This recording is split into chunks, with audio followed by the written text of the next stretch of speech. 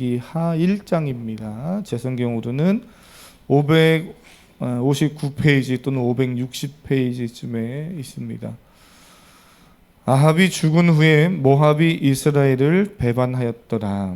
아하시야가 사마리아에 있는 그의 다락 난간에서 떨어져 병들매 사자를 보내며 그들에게 이르되 가서 에그론의 신 바알세붑에게 이 병이 낫겠나 물어보라 하니라.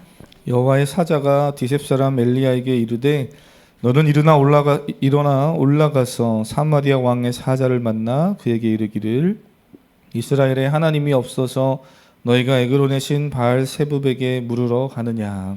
그러므로 여호와의 말씀이 내가 올라간 침상에서 내려오지 못할지라 내가 반드시 죽으리라 하셨다 하라. 엘리야가 이에 가니라. 사자들이 왕에게 돌아오니 왕이 그들에게 이르되 너희는 어찌하여 돌아왔느냐 하니 그들이 말하되 한 사람이 올라와서 우리를 만나 이르되 너희는 너희를 보낸 왕에게로 돌아가서 그에게 고하기를 여호와의 말씀이 이스라엘에 하나님이 없어서 내가 에그론의 신 바알세붑에게 물으려고 보내느냐. 그러므로 내가 올라간 침상에서 내려오지 못할지라 내가 반드시 죽으리라 하셨다 하라 하더이다. 왕이 그들에게 이르되 올라와서 너희를 만나 이 말을 너희에게 한 그 사람은 어떤 사람이더냐. 그들이 그에게 대답하되 그는 털이 많은 사람인데 허리에 가죽띠를 띠었더라. 왕이 이르되 그는 디셉 사람 엘리야로다. 아멘. 우리가 잘 알다시피 솔로몬 왕 이후에 북쪽 이스라엘 그리고 남쪽 유다 이렇게 두 부분으로 나누어지는데 북쪽의 이스라엘이 주전 722년경에 이방 민족 아수르라는 거대 제국에 의해 멸망합니다. 그리고 역사 속에서 사라져요. 그리고 어디만 남습니까? 남쪽 유다만 남습니다. 그리고 그 남쪽 유다도 시간이 흐르면서 사실은 북이스라엘이 아수르에 멸망당하는 걸 보면서 정신을 바짝 차리고 하나님을 붙들어야지, 세상으로 가면 안 되지 이렇게 깨닫고 살았어야 되는데 그러지 못하고 계속해서 동일한 반복함으로 인해서 어떻게 됩니까? 우리가 좀 전에 말씀드린 대로 예레미야 선지자 때 예레미야가 예언한 그대로 할렐루야 바벨론에 의해서 포로로 끌려가는 거예요. 예. 궁금해서 이렇게 들으시는 분들이 있어서 제가 너무 좋네요. 네. 이스라엘 백성들의 역사가 그렇습니다. 가만히 보면 이스라엘 민족은 이방 민족 바벨론의 포로기로 끌려간 그 백성들이 오늘 이 열왕기 상과 하의 말씀을 이제 듣게 돼요. 그러니까 우리는 말씀을 보면서 이 말씀을 지금 가장 먼저 접하는 독자가 누구인가 하는 것을 좀 고려해 볼 필요가 있습니다. 열왕기 상하를 이 상과 하의 말씀을 읽는 이스라엘 백성들은 바벨론 포로기로 끌려간 사람들이에요. 그러면 생각해 보십시오.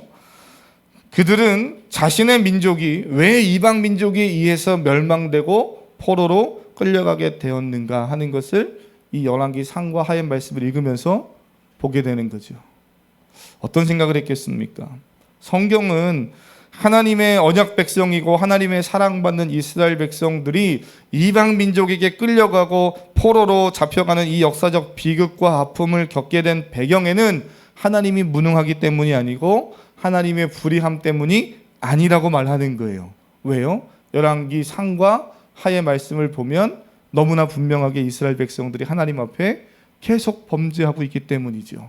계속 기회를 주는데 계속 범죄합니다. 그래서 하나님의 잘못이라고 하나님의 무능함이라고 말할 수 없는 거예요.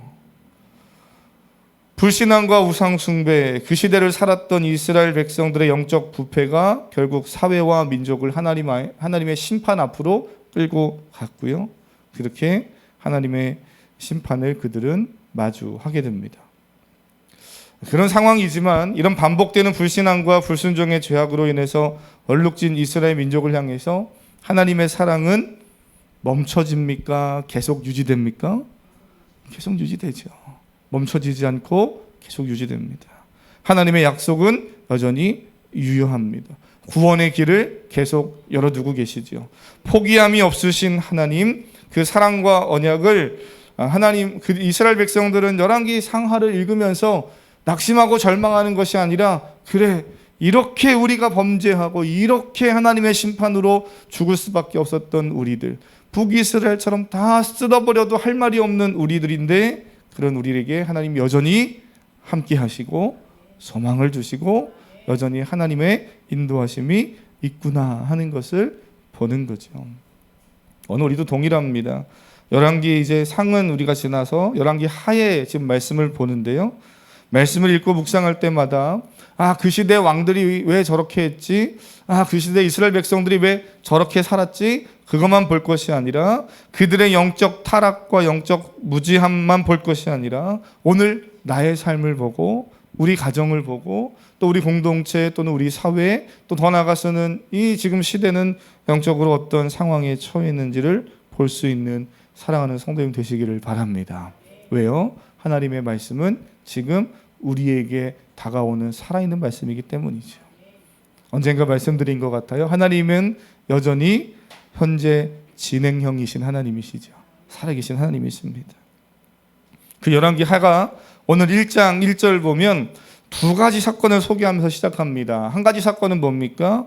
1절에서 이야기해주고 있는데요. 한번 1절 읽어보겠습니다. 시작. 아합이 죽은 후에 모압이 이스라엘을 배반하였더라. 아멘. 열왕기 하를 이제 시작하면서 물론 연결되어 있는 내용이긴 하지만 우리가 보고 있는 열왕기 하를 시작하면서 어떤 사건이 등장하는가 하면 아합이 죽었다는 거예요. 아합 왕은 북쪽 이스라엘을 통치하던 왕입니다. 계속 범죄함이 있지만 그래도 하나님의 은혜 가운데 북쪽 이스라엘의 그 역사 속에서 나름 왕성함을 누렸던 시대는 아합 왕이 통치하던 때입니다. 그때의 북이스라엘은 나름대로 힘을 누리고 있었어요. 하지만 이 아합 왕의 죽음 이후에 지금까지 북이스라엘의 속국이었던 모압이 자신들이 바치던 조공을 더 이상 내가 바치지 않겠다고 반기를 듭니다. 반역하는 거예요. 아합 왕이 살아있을 때는 그래도 어쩔 수 없이 그 힘의 논리에 눌려서 조공을 바쳤는데 그 왕이 죽고 이제 그 아들이 왕이 세워지는 과정에서 모압은 더 이상 조공을 바치지 않겠다고 반기를 드는 거죠. 1절은 이스라엘을 배반했다 이렇게 말합니다. 뭐 했다고요? 배반했다. 다른 말로 하면 국가적 위기를 마주한 겁니다. 번영하던 나라가 추락하는 사건이 1절에서 소개되고 있어요. 또 하나의 사건이 있습니다. 2절이죠. 2절 한번 읽어보실까요? 2절 보시면 한번 읽어보겠습니다. 시작. 아하시아가 사마리아에 있는 그의 다랑 난간에서 떨어져 병들매. 아멘. 거기까지 보시면 아하시아 왕이 세워진 이후에 그가 왕으로 통치하는 그 첫 시작을 출발을 소개하면서 출발과 동시에 어떤 일이 벌어집니까?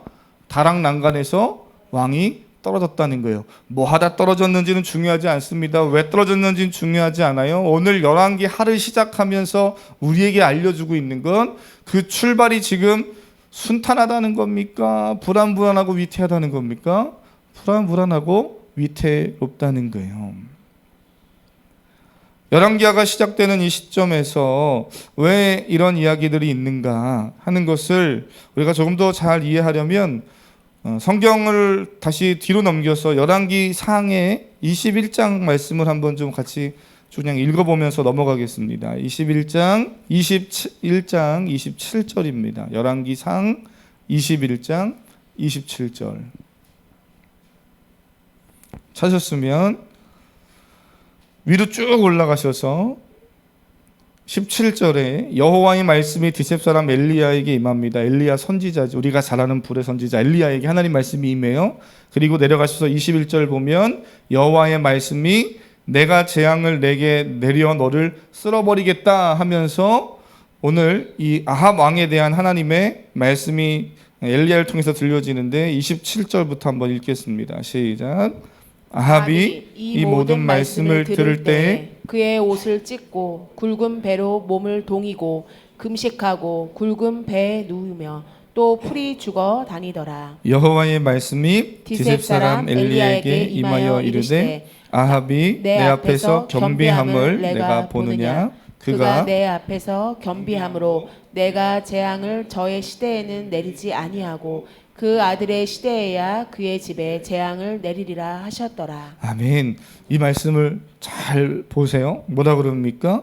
하나님이 엘리야 선지자를 통해서 당시에 그 아합 왕에게 하나님 말씀하시기를 너가 범죄함으로 해서 내가 너에게 재앙을 내릴 건데 하면서 엘리야를 통해서 어마어마한 이야기를 쭉 듣게 됩니다. 그 하나님의 책망의 이야기를 들어요. 여러분 그거 아십니까? 성경에서 정말 하나님에게 악을 행했던 부부로서 아주 최고의 콜라보를 보여준 부부가 있어요. 누구예요?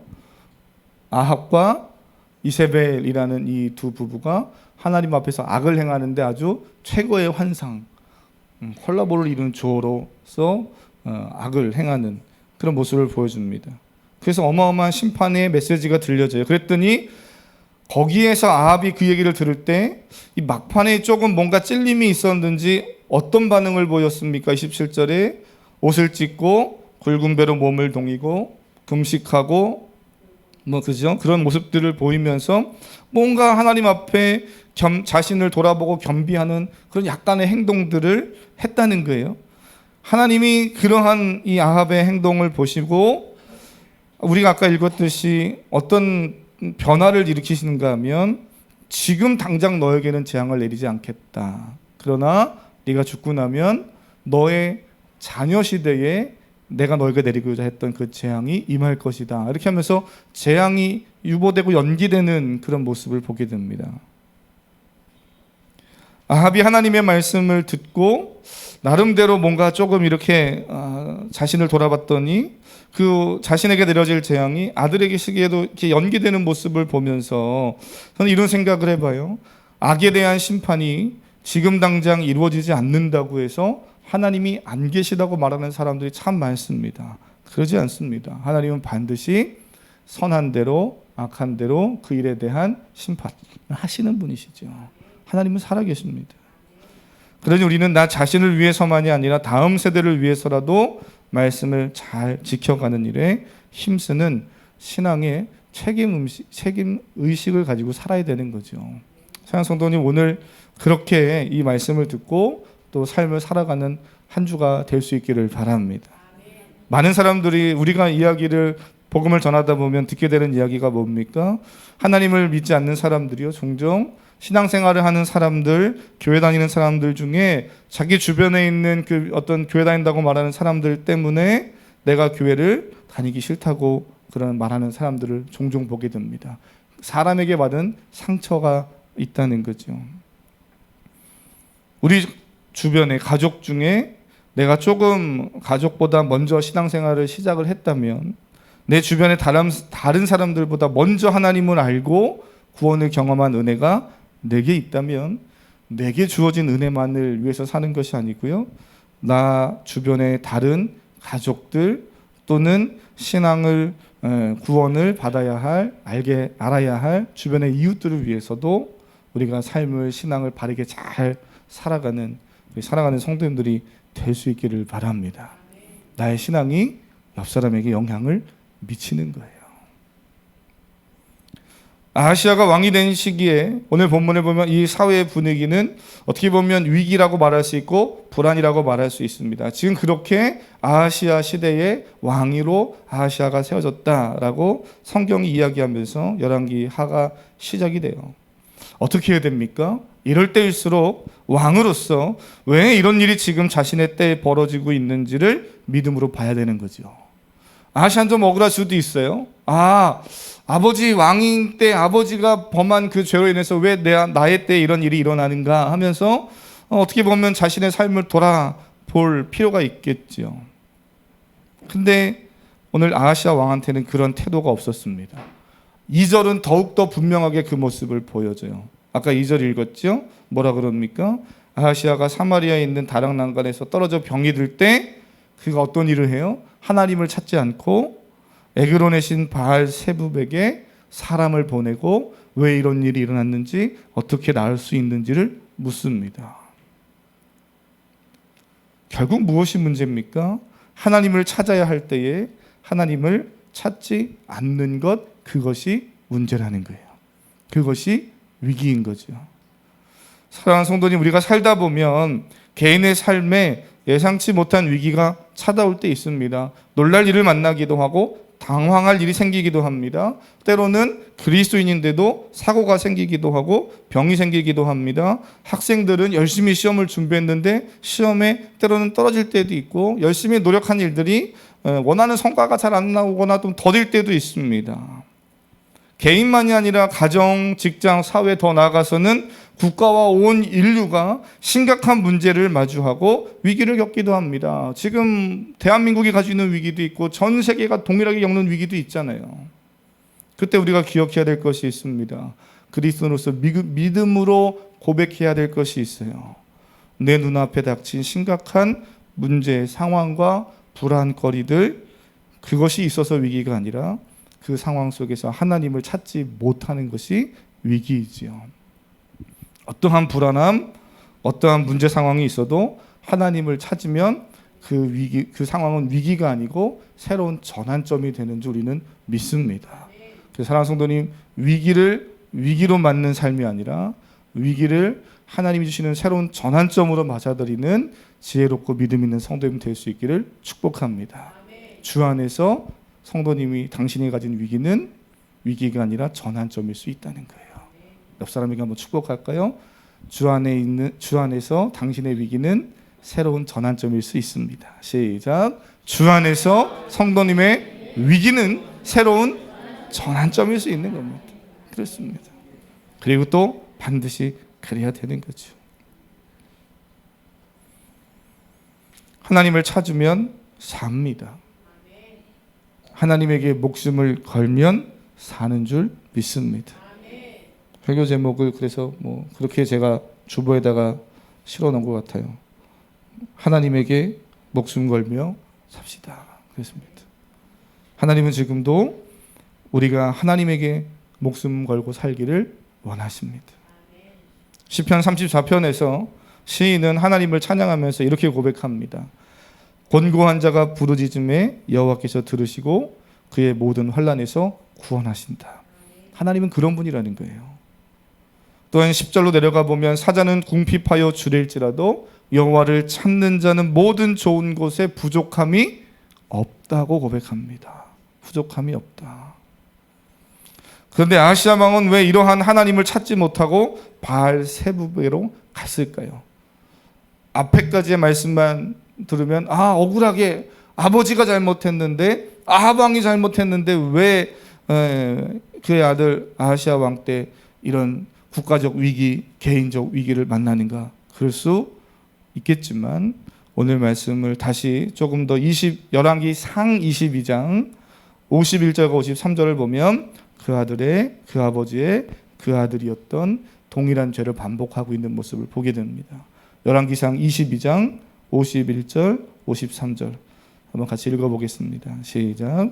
유다의 여호사밧 왕 제17년에 아합의 아들 아하시아가 사마리아에서 이스라엘의 왕이 되어 2년 동안 이스라엘을 다스리니라. 그가 여호와 앞에서 악을 행하여 그의 아버지의 길과 그의 어머니의 길과 이스라엘에게 범죄하게 한 느밧의 아들 여로보암의 길로 행하며 바알을 섬겨 그에게 예배하여 이스라엘의 하나님 여호와를 노하시게 하기를 그의 아버지의 온갖 행위같이 하였더라. 아멘.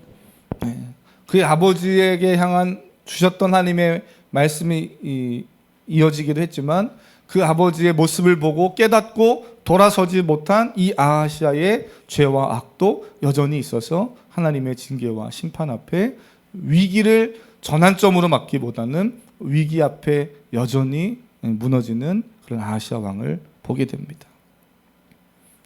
여호와 하나님이 계신데 왜 바알세붑을 찾았을까? 이런 생각을 해봐요. 바알세붑이 그렇게 대단한 존재였는가? 근데 생각해보면 바알세붑은 그렇게 대단한 존재도 아닙니다. 이름이 바알세붑 해서 너무 멋있어 보일지 모르지만 사실은 그 의미를 알면 너무 우스꽝스러운 이름이에요. 혹시 이미 아십니까? 바알세붑, 바알과 세붑이라는 두 단어가 이렇게 붙여진 합성어예요. 바알은 많이 들어보셨잖아요. 지난 엘리야 선지자 시대 때도 그 바벨론의 주신인 벨이 있었어요. 이야기하면서 그와 동일하게 바알이 그런 어떻게 보면은 주인 로드라는 어떤 신의 이름을 가진 신의 이름입니다. 바알. 그죠? 그런데 그 바알과 세붑이란 단어가 붙었어요. 세붑은 재미나게도 날파리, 파리 이런 뜻입니다. 그러니 이 단어를 붙여서 말하면 우리 주일학교 친구들 어떤 의미예요? 어떤 신이에요? 그렇죠. 파리신. 그죠? 맞아요. 너무 정확하게 직설적으로 얘기해 줬어요. 파리신, 파리왕. 좀 다른 표현으로 파리대왕 할 수 있죠. 너무 웃기지 않습니까? 너무 우스꽝스러워요. 근데 그들에게는 진지하고 그 시대에는 강력한 신이었습니다.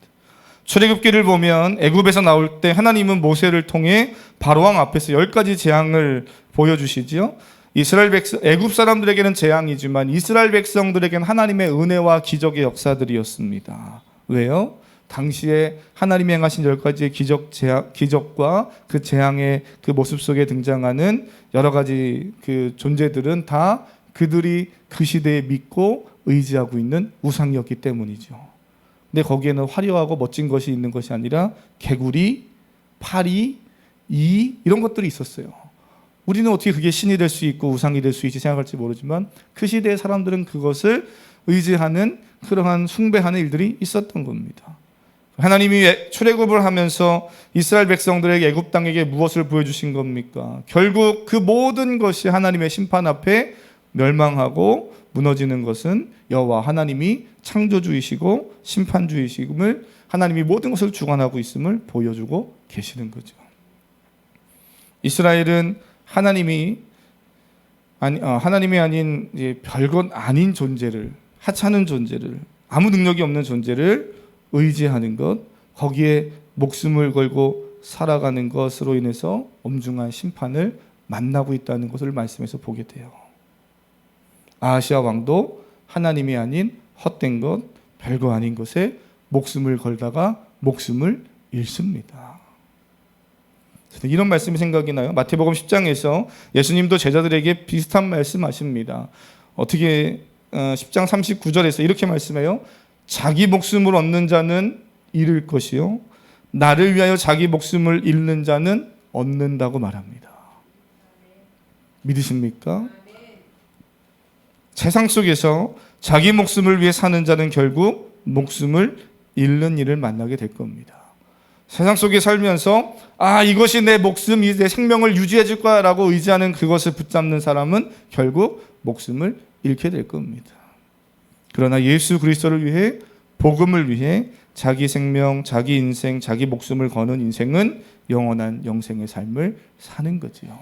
예수님 말씀하셔요. 자기 목숨을 얻는 자는 잃을 것이요 자기 목숨을 위해 살고 세상이 원하는 대로 사는 삶은 언젠가 그것을 잃게 될 것이다. 그러나 나를 위하여 살고 복음을 위해 살고 하나님 나라를 위해서 주관하는 영혼을 위해 사는 자들은 목숨을 얻게 될 줄 믿습니다. 요즘 사랑하는 성도님들 어떠한 일에 인생을 또는 시간을 걸고 살고 계십니까? 어쩌면 지금까지 무엇을 위해 살아야 할지, 무엇에 나의 인생을 맡겨야 할지, 목숨을 걸어야 할지 모르고 살았다면 하나님에게 인생을 걸고 살아가기를 다시 한번 결단하시기를 바랍니다.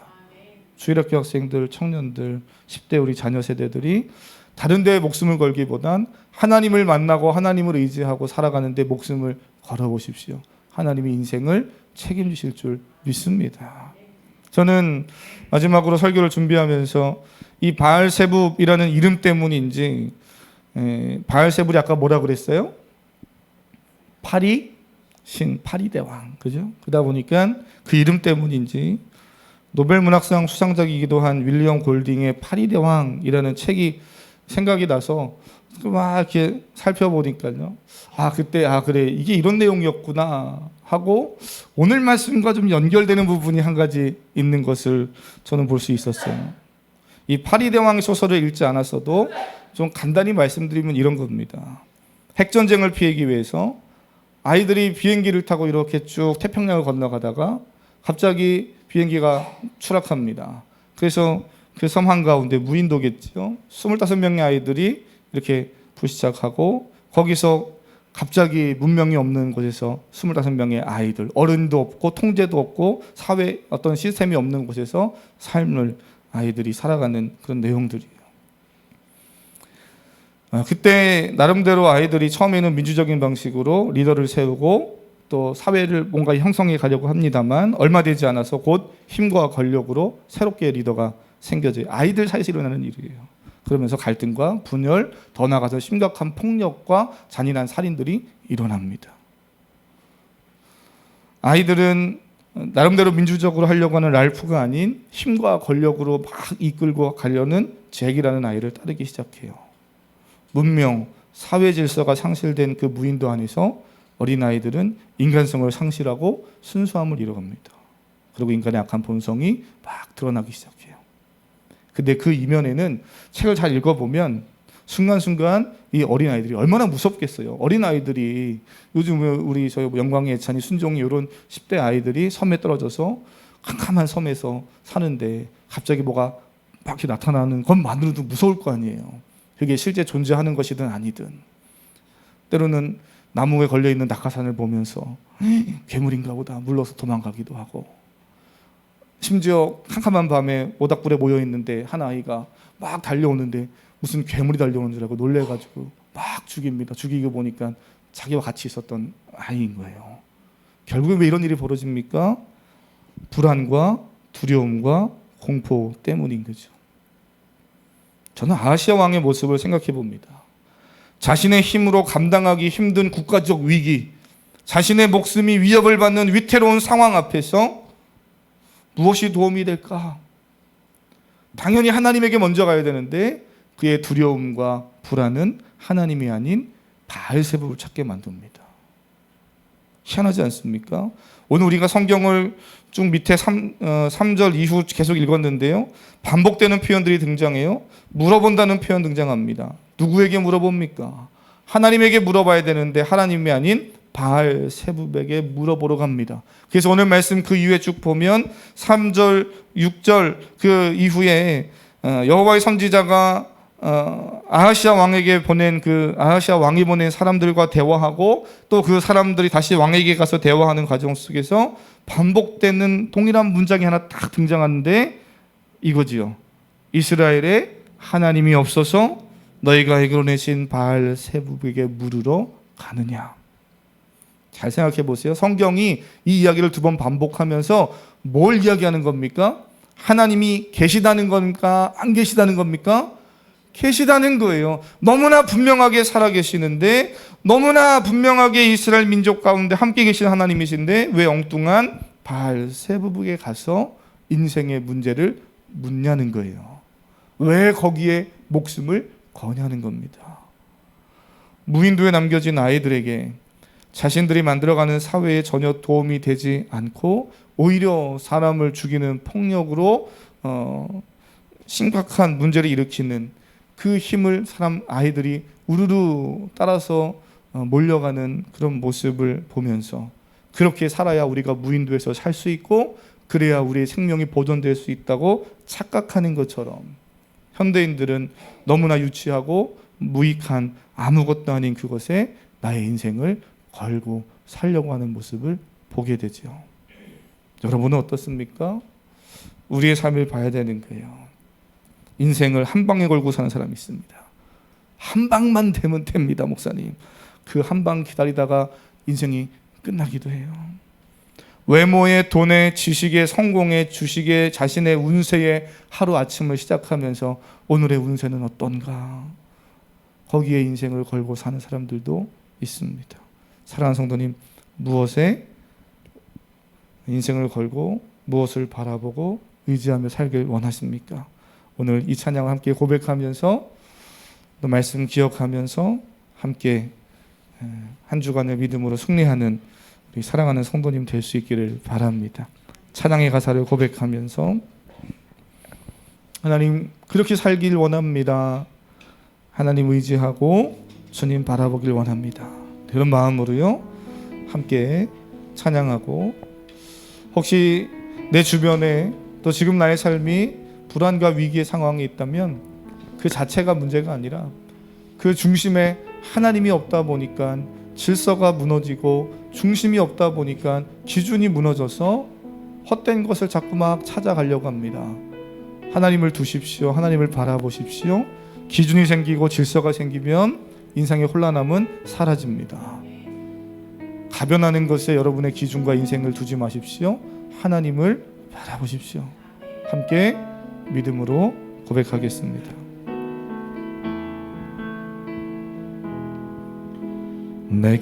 내게로부터 눈을 들어 주를 보기 시작할 때 주의 일을 보겠네. 내 작은 마음 돌이키사 하늘에 꿈꾸게 하네.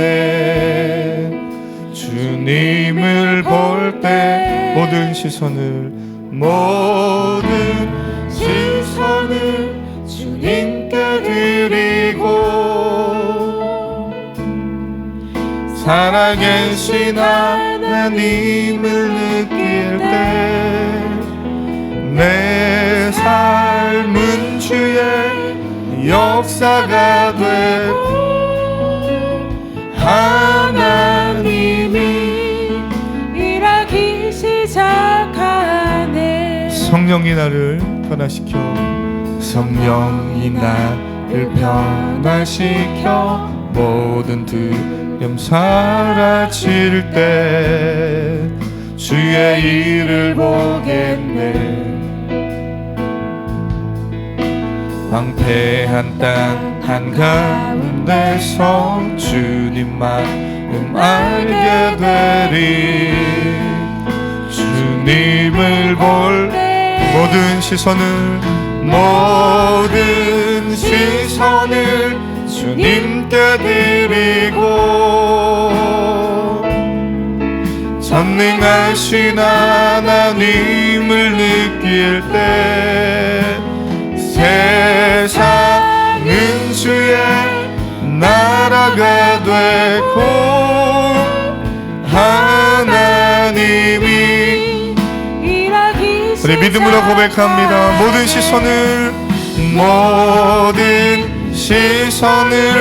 주님께 살아계신 하나님을 느낄 때 살아계신 하나님을 느낄 때 내 삶은 주의 역사가 되고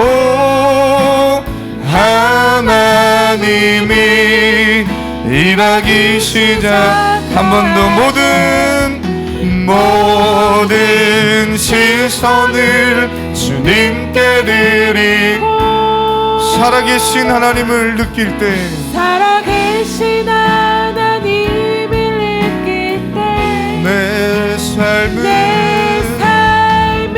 주의 역사가 되고 하나님이 이렇게 주님 바라보길 원하는 성도님 두 손 들고 모든 시선을 주님께 드리고 살아계신 하나님을 느낄 때 새 삶은 주의 역사가 되고 하나님이 일하기. 우리 마지막으로 고백합니다. 그렇습니다. 주님 우리가 찬양으로 주님께 고백하며 기도합니다. 하나님 찬양으로 멜로디에 우리의 가사를 담아 우리의 믿음의 고백을 담아 기도합니다. 내 삶에 우리 하나님이 주인 되심을 하나님이 역사하심을 믿음으로 고백합니다. 하나님 온전히 주님 바라보는 귀한 성도들 되게 하시옵소서. 우리 주여 한번 부리고 기도합니다. 주여 살아계신 하나님